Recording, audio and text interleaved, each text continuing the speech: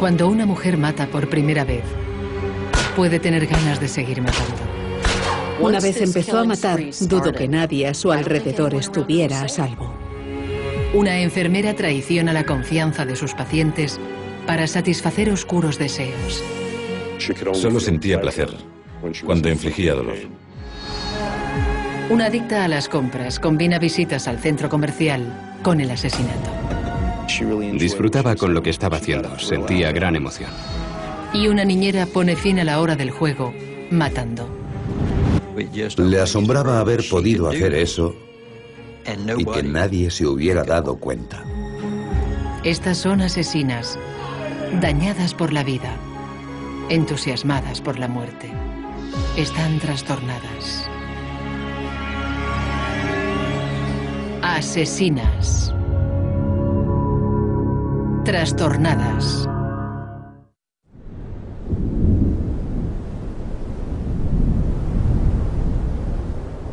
Cuando una mente está trastornada, la muerte y el placer pueden ir entrelazados. Como lo estuvieron una noche en 1889, en el Hospital General de Massachusetts.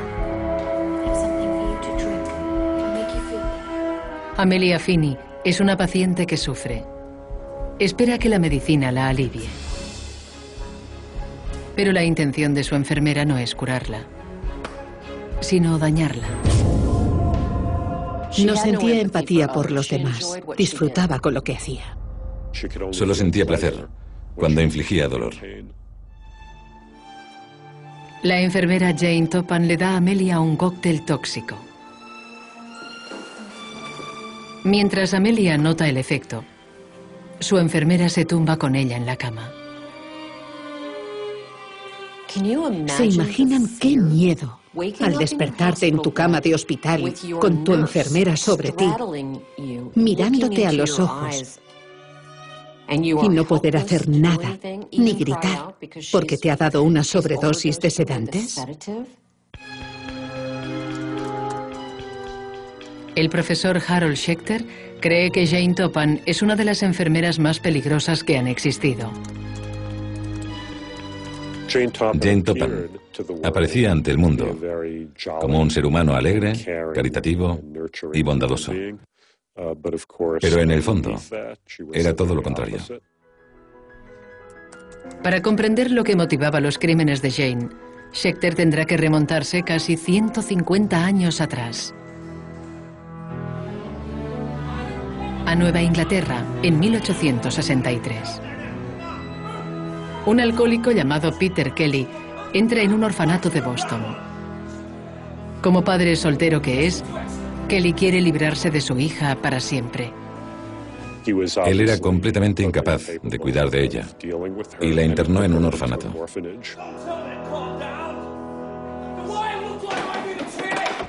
Jane, de 6 años, nunca volverá a ver a su padre.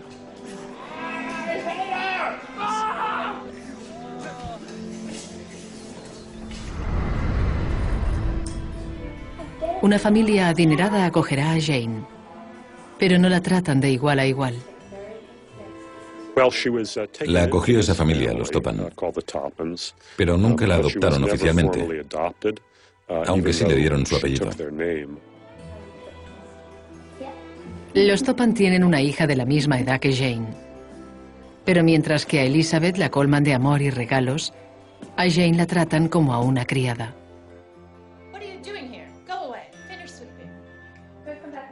Jane se siente excluida. Algo está cambiando en su mente. Se está trastornando.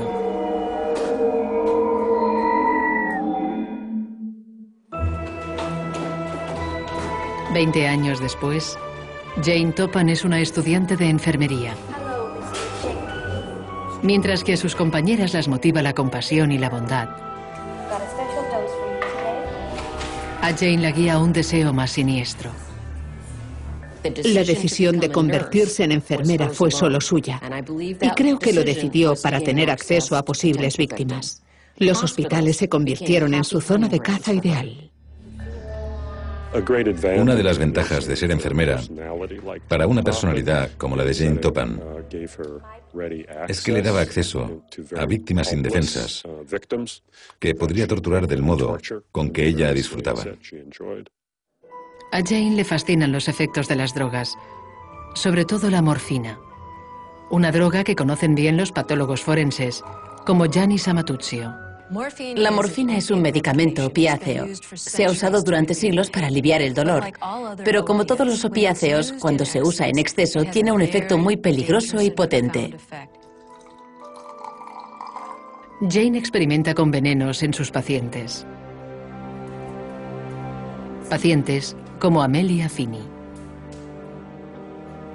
Jane Toppan le administraba medicación que la hacía dormir profundamente, pero seguía estando semi-inconsciente.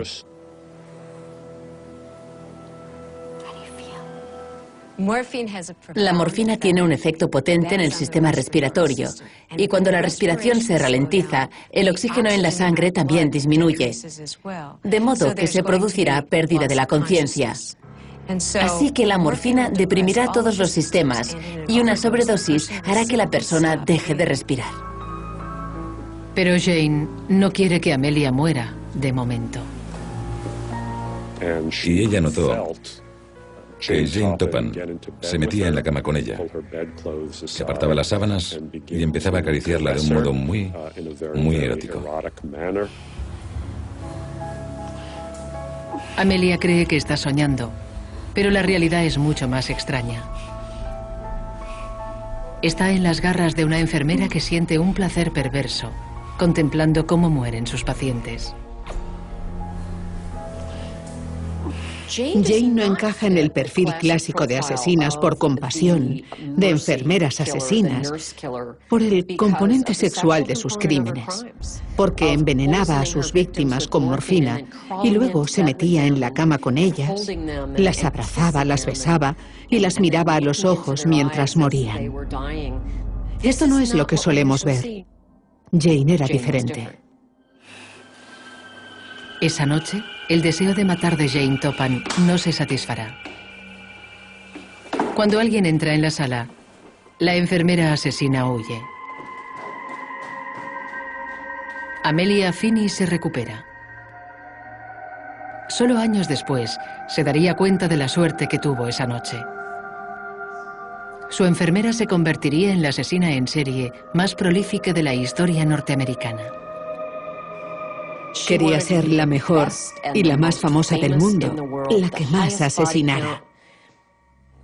Y quizás lo lograra. Se sabe que Jane Toppan asesinó a 31 de sus pacientes. Puede que matara a decenas más.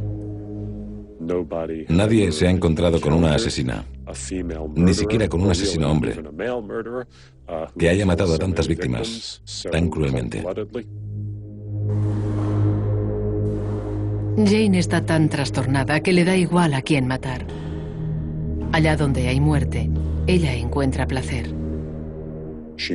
Asesinó a jóvenes y ancianos, a hombres y mujeres, a amigos íntimos y a completos desconocidos.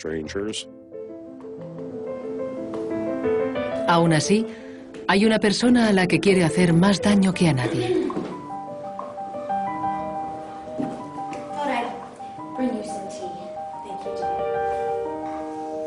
Durante 30 años, vio a su hermana adoptiva, Elizabeth, disfrutar de una vida de felicidad y privilegios. Una vida con la que Jane solo podía soñar. Ahora, llega el momento de que pague por ello.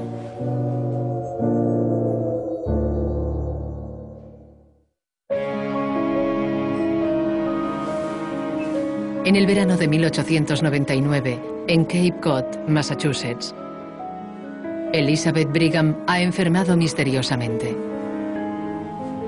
Su hermana adoptiva, Jane, parece dispuesta a cuidarla para que se recupere.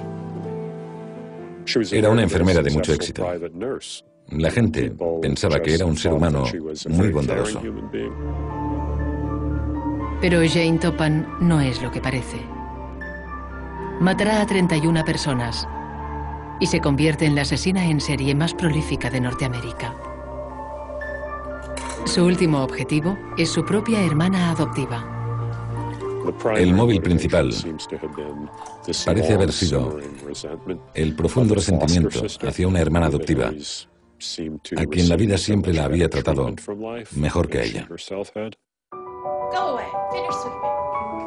Los celos de Jane hacia Elizabeth empiezan en su infancia. Cuando Elizabeth se casa con un párroco rico, estos se intensifican. De nuevo, Jane se siente excluida.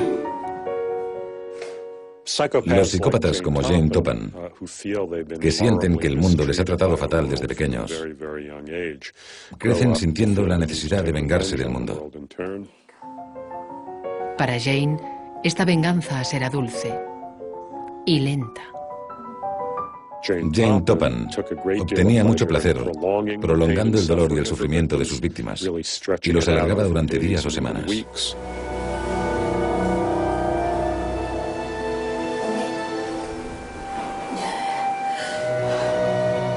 Muchos asesinos no son sádicos. Jane lo era. De hecho, obtenía placer viendo el dolor que había infligido a otros. Eso es sadismo. El sadismo de Jane culmina cuando Elizabeth está a punto de morir.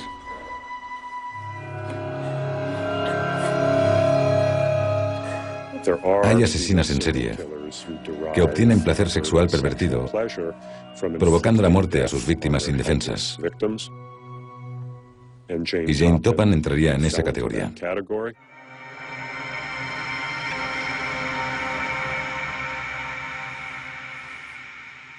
Más tarde, Jane admitiría que Elizabeth es la única víctima a la que de verdad odiaba.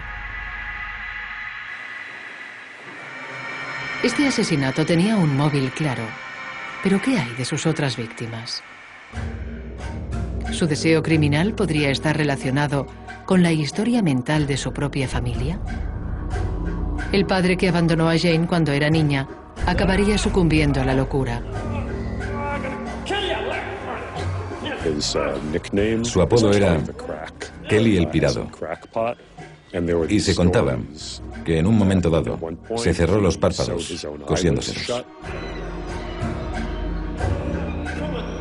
Pero aunque el padre de Jane sufre episodios psicóticos y pierde el contacto con la realidad, Jane no tenía esos síntomas.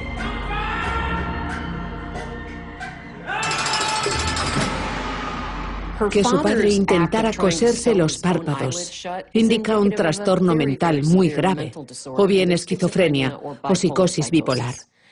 Ambas son hereditarias, pero dudo que Jane Toppan fuera una demente, en absoluto. Jane estaba muy lúcida y calculaba cuándo matar, lo que la hacía más mortífera.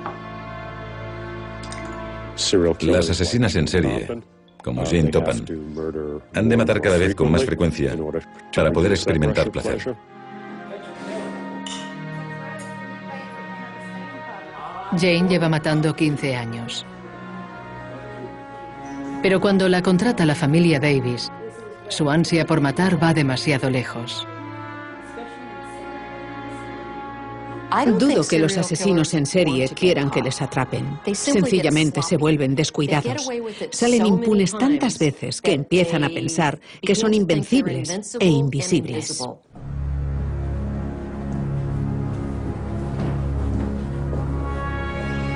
Jane debe cuidar a los Davis.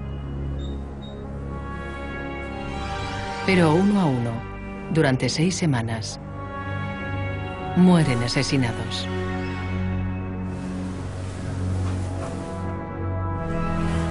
Acabó matando a los 4 miembros de esa familia.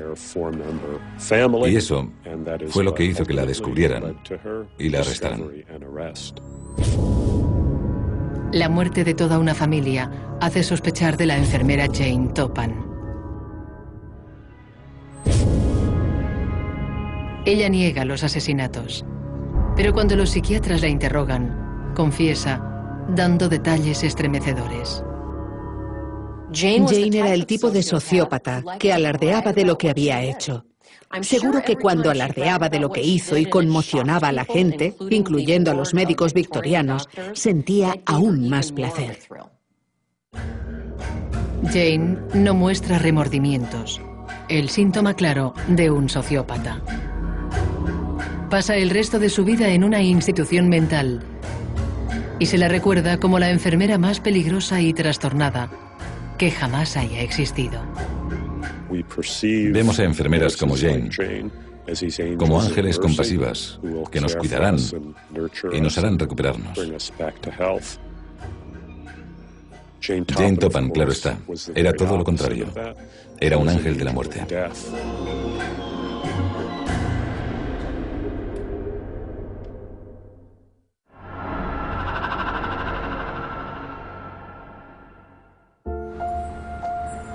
Una mente trastornada puede atacar cuando menos se espera. Como ocurrió en una bonita mañana en Canyon Lake, California. Dana Sue Gray, de 38 años, se dispone a ir de compras. Tenía un concepto del dinero, de tenerlo y gastarlo, que hacía que Dana Sue se sintiera importante. Parece la típica mamá que va al centro comercial. Pero Dana es una mujer con un secreto escalofriante.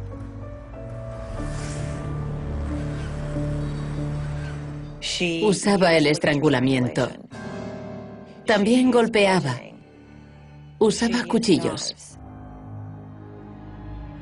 Dana Sue Gray es una psicópata. Acaba de cometer un asesinato brutal. Ahora necesita irse de compras.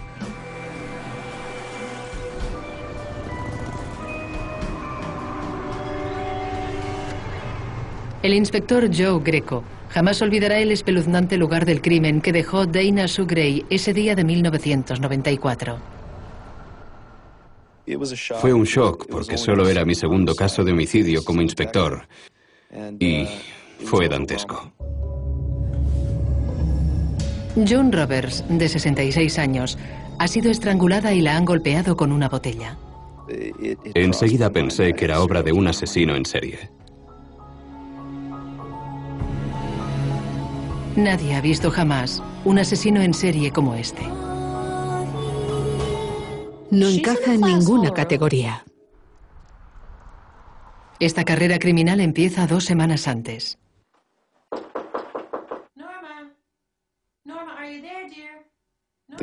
Esa comunidad era muy próspera y no había muchos homicidios. Alice Williams llevaba 2 días sin ver a su vecina Norma Davis. Le preocupa que la anciana de 86 años esté enferma. La realidad es mucho peor.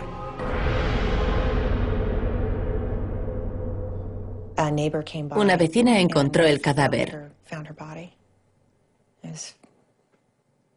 La vecina no volvió a ser la misma después de aquello. La brutalidad del asesinato también impacta a la escritora de novela negra, Kathy Braidhill. A Norma la han apuñalado. Tiene un cuchillo clavado en el pecho hasta la empuñadura. La empuñadura de otro le sale del cuello. El filo está tan profundamente clavado que casi ha decapitado a Norma. No teníamos mucha información. La única prueba que teníamos estaba en la entrada de la propiedad. Una pisada en el suelo apenas perceptible. Y era del número 37. Esa pisada se relacionaría luego con una ex enfermera llamada Dana Sue Gray. Dana Sue Gray tenía 30 y pico años. Le gustaban los deportes de riesgo, el rock and roll. Era joven y a Dana Sue le gustaba practicar la caída libre. Pero cada vez más es su vida personal la que está cayendo en picado. Antes de los asesinatos, la vida de Dana era caótica. Había tenido muchos reveses sentimentales, un aborto, había caído en la depresión y el alcoholismo, y la acusaron de robar drogas en su puesto como enfermera. La han despedido del trabajo. Está separada de su marido. Y busca consuelo en el alcohol y en drogas sin recetar. No sabemos por qué empezó a consumir drogas. Pensamos que quizá fuera por su depresión debida al aborto. Pudo ser por diferentes causas. Pero cuando las drogas son inútiles, hay una cosa segura que sí hace que Dana Sue se sienta bien. Gastar, comprar, le hacía animarse a Dana. Disminuía su ansiedad. Se convirtió en algo compulsivo y se descontroló. Dana Sue debe cientos de miles de dólares. Su mente trastornada se está desesperando. Lo bastante como para matar. Una vez empezó a matar, está claro que se descontroló. Y dudo que nadie a su alrededor estuviera a salvo. 2 semanas después, June Roberts, de 66 años, responde cuando llaman a su puerta. Ha enviudado hace poco y June agradece la visita de una amiga. Ni se imagina que ha dejado entrar a una asesina en su casa. Una asesina que deja al hijo de su novio, de 5 años, esperando fuera. El hecho de que Dana Sue dejara al hijo de 5 años de su amante esperándola en el coche, mientras ella entraba en esas casas a matar a esas mujeres, indica su frialdad y cómo ella no pensaba que lo que hacía estaba mal.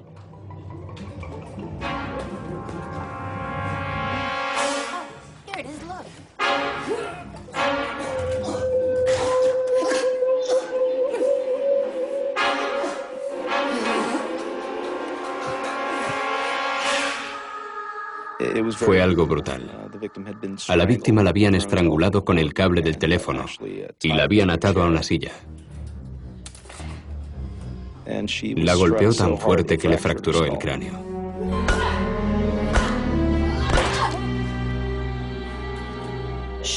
Usaba las manos y una violencia extrema para matar a sus víctimas. Esto no suele verse en asesinas en serie. Suelen usar veneno o un arma. Con un arma se puede matar a alguien desde lejos. Dana Sue quería usar las manos. Pero quizás tan sorprendente como los asesinatos sea lo que Dana Sue hacía después. Ni siquiera volvía a casa tras haberlas matado para disimular un poco. Necesitaba ir al centro comercial.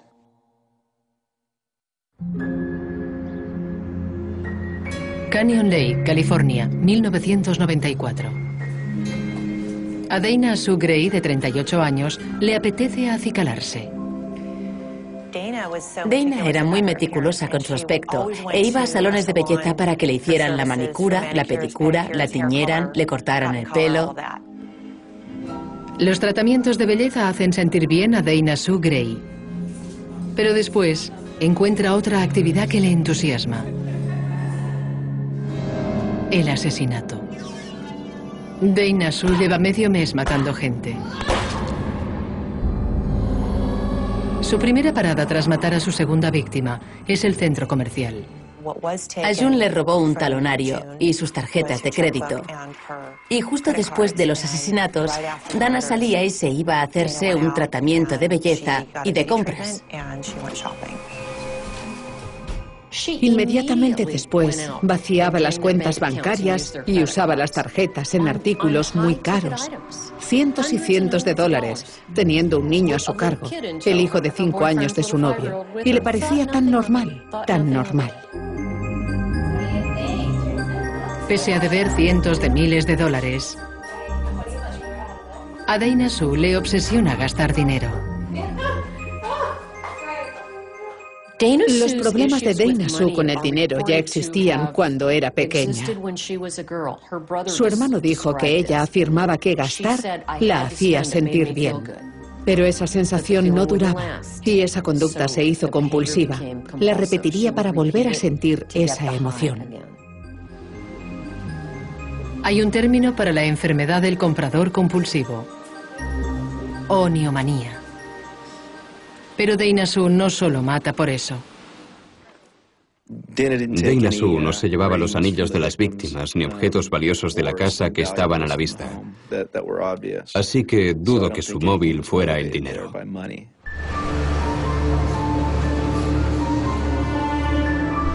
El siguiente ataque revela más sobre el móvil de Dana. 2 semanas después, en Lake Elsinore, California, Dorinda Hawkins, de 57 años, está trabajando sola en su tienda de antigüedades. Dorinda estaba trabajando cuando Dana entró y le preguntó por unos marcos.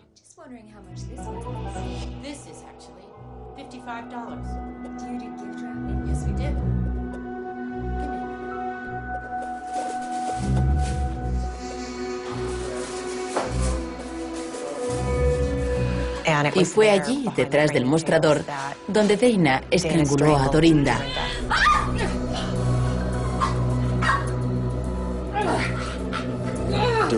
Dorinda suplicaba por su vida, mientras Dana la estrangulaba, y Dorinda le dijo: llévese lo que quiera, llévese el dinero. Tengo 8 hijos, déjeme vivir. Y Dana le dijo: esto no lo hago por dinero. Se lo dijo 2 veces. Y eso nos da una pista de lo que pensaba Dana Sue mientras cometía esos crímenes. Pensando que Dorinda está muerta, Dana Sue le roba solo $25 y huye. Pero Dorinda sigue viva.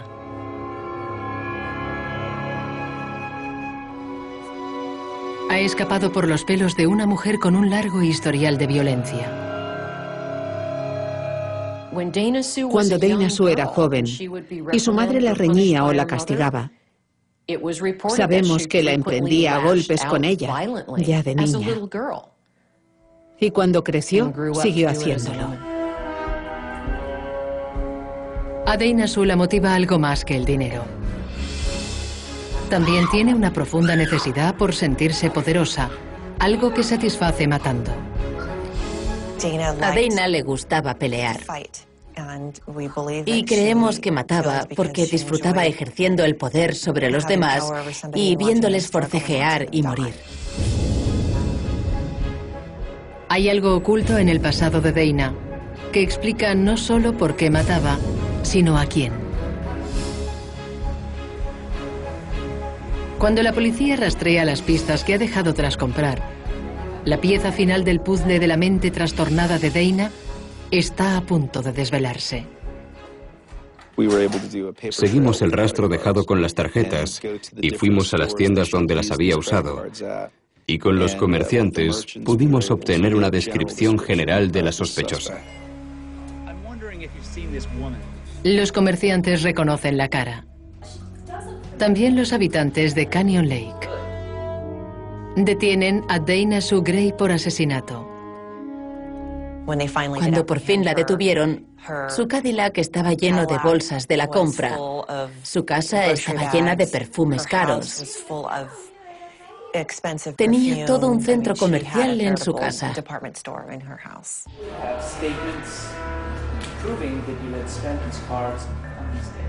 Dana Sue Gray niega los asesinatos, pero mientras la interroga el inspector Joe Greco, el caso da un giro horripilante.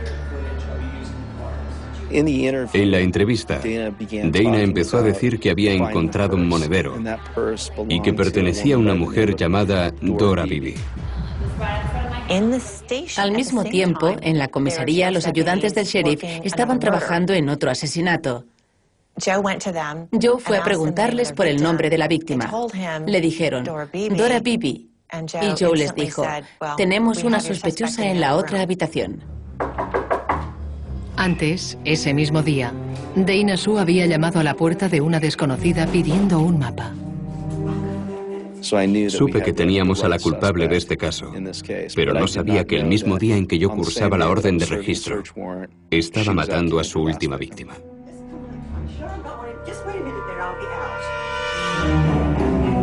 Como las otras víctimas de Dana Sue, Dora Beebe es mayor, está sola y no se espera un ataque feroz.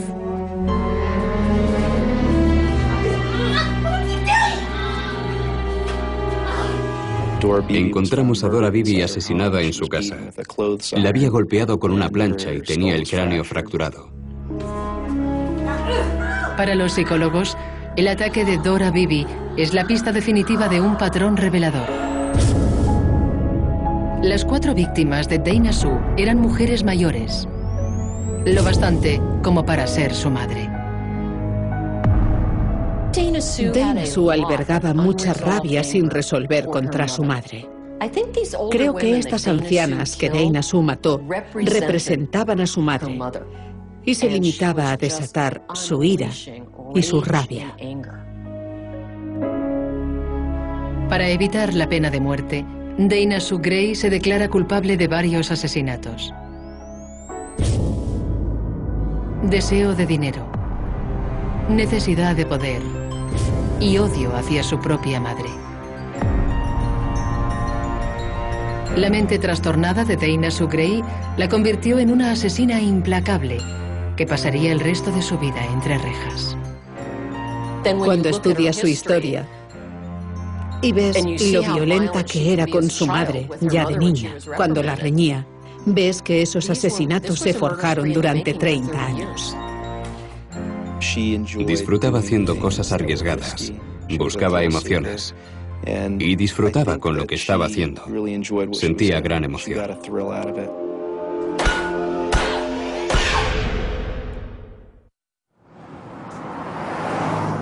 El instinto humano nos hace proteger a los niños. Pero a veces, ese instinto se ve dominado por impulsos más poderosos. Una mente trastornada puede transformar a un protector en un depredador. Lakeland, Florida, 1980. Jeffrey Davis, de 4 años, se está familiarizando con su niñera nueva. Christine Falling se lleva bien con el pequeño. La madre de Jeffrey cree que deja a su hijo en buenas manos. Creo que hacía un buen trabajo cuidando a los niños. Pero la personalidad juguetona de la niñera pende de un hilo. Un hilo que está a punto de romperse.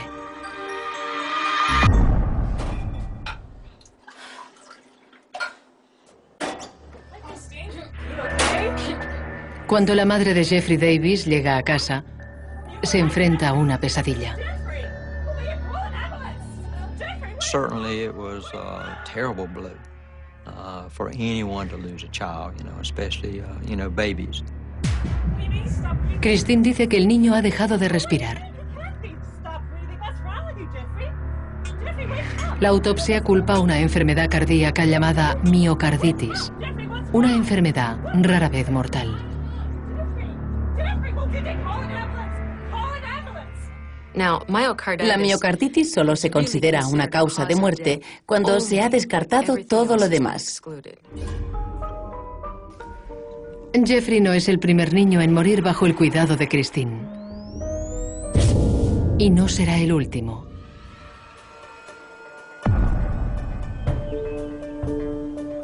Cuando se informa de las muertes al sheriff del condado de Calhoun, Buddy Smith, este intuye que algo va mal.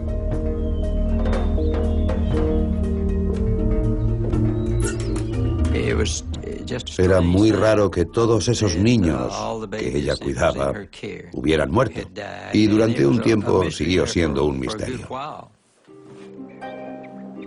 Muchos achacan las muertes a la mala suerte o a un virus desconocido. Nadie se atreve a imaginar que los niños están siendo asesinados por su niñera poco despierta y aparentemente inofensiva. Al parecer era bastante agradable. Y la gente pensaba, no es posible que Christine haya hecho eso. No es nada espabilada. No es una maníaca. Y no sospecharon de ella. Pero la aparentemente dulce Christine Falling empezó a matar muy pronto. En general, cuando los niños maltratan animales pequeños, están desahogando su ira y frustración sobre algo que pueden controlar. De niña comprobaba si los gatos tenían 7 vidas, tirándolos desde grandes alturas.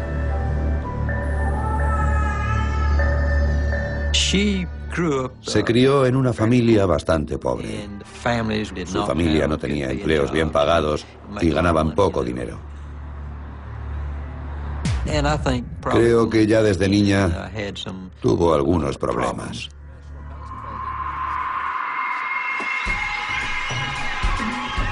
La policía local era consciente de que Christine no tuvo una infancia feliz. Abusaron de ella sexual y físicamente. Recuerdo que el sheriff anterior, V.C. Reader, trabajó en un caso en el que ingresaron a una niña en el hospital y lo primero que dijo la madre es que la había atropellado un coche.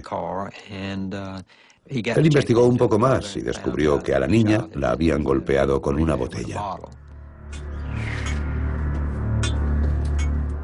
Por culpa de su situación familiar, de la pobreza en la infancia, del bajo cociente intelectual, no tuvo ocasión de vivir una vida normal.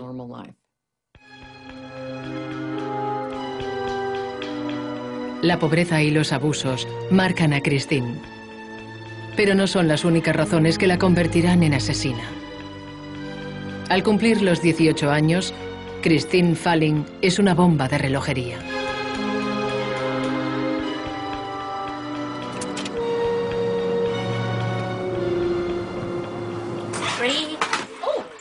Tres días después de la muerte de Jeffrey Davis, a Christine Falling la contratan otra vez como niñera.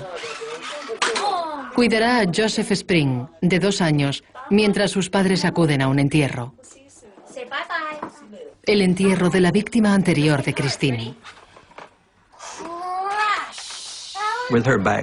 Por culpa de su formación y su poca educación, no tenía la capacidad de conseguir buenos empleos y aceptaba trabajos como niñera. Supongo que ella sentía que este era el único modo de ganar algo de dinero y sobrevivir. Christine tiene un lado infantil que atrae a los niños. Pero ella no está fingiendo. Tiene una inteligencia por debajo de la media, y eso convierte su mente trastornada en letal. Las personas con un cociente intelectual muy bajo, como Christine, también suelen tener un umbral de frustración muy bajo. Y a veces arremeten con una ira irracional. Cuando Joseph empieza a llorar, Christine se pone muy nerviosa. Entonces empiezan las voces. Voces que solo oye Christine. Las voces no suelen ser agradables. Dicen cosas terribles, sugieren cosas horrorosas. Las alucinaciones auditivas son el síntoma de una enfermedad psiquiátrica bien conocida. La esquizofrenia es un trastorno del pensamiento y es muy difícil, si no imposible, que el esquizofrénico sepa si las voces son reales o no.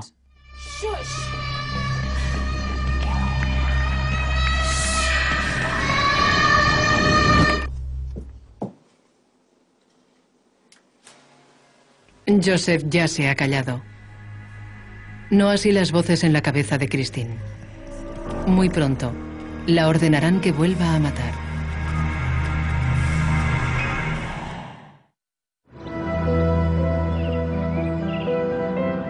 En un cementerio de niños del condado de Calhoun, Florida, las lápidas dan testimonio de vidas sesgadas demasiado pronto. Algunas por accidente, otras por enfermedad, otras por asesinato. Me sorprendió que no se la descubriera antes. A principios de la década de los 80, una niñera llamada Christine Falling está matando niños a su cuidado. Las autoridades creen que las muertes se deben a causas naturales. Nunca dio una buena explicación de por qué. Solo decía que los niños empezaban a llorar y ella no podía hacerlos callar. Dejar a un niño solo con Christine Falling, aunque fuera un instante, podía ser un error mortal. Como va a descubrir su hermanastra, Geneva Barnett Daniels. Cuando Geneva entra a comprar pañales para su hija de 8 meses, Jennifer, el bebé empieza a llorar. Las personas como Christine no se manejan bien cuando hay algún problema. Y a veces agredirán o atacarán a aquello que las haga alterarse. El bajo cociente de Christine hace que reaccione con exasperación. Pero es otra enfermedad mental la que le hará traspasar el límite. Christine sufría epilepsia del lóbulo frontal, algo que con frecuencia observamos en personas que la padecen, además de tener bajo cociente intelectual, es que con el tiempo cometen crímenes violentos.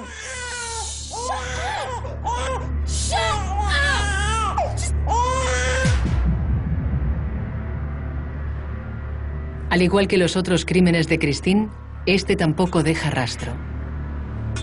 A veces, la asfixia puede no dejar ningún rastro. Y más si la asfixia, que es el bloqueo de las vías respiratorias, se provoca colocando algo blando o mullido, como una manta o una almohada, sobre la boca o la nariz. Deja muy pocas pistas.